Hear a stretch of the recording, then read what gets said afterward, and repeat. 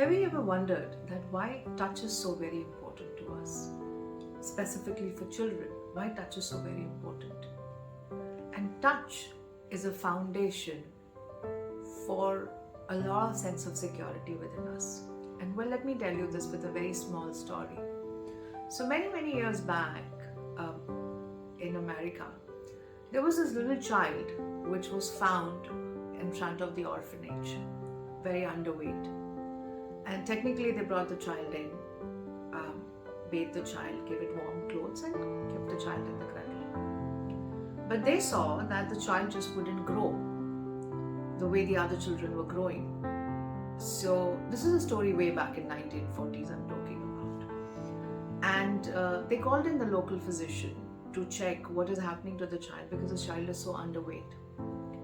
And then the physician only said that the only thing everyone has to do is every time they pass this child's cradle, they need to touch the child. They need to look into the eyes of the child. They need to probably tap the child.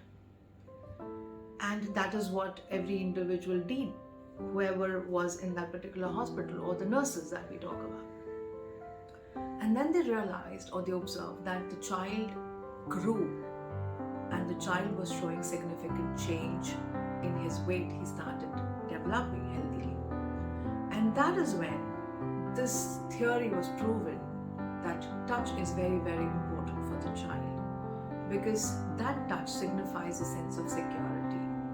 And to all the young parents who are out there, see to it that you touch your child, tap your child, because for the child, some attention is better than no attention. And that is why when the child feels deprived of the attention, the child will throw things, break things, damage something, so that it will get spanked, it will get beaten up. That means there is touch that the child is getting. That touch for the child means I am important, I am acknowledged.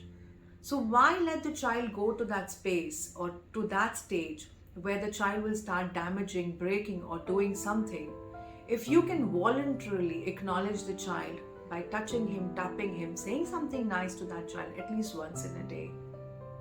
And I think that is why people today also, when you see adults, some of them are comfortable with touch and some of them are not comfortable with touch.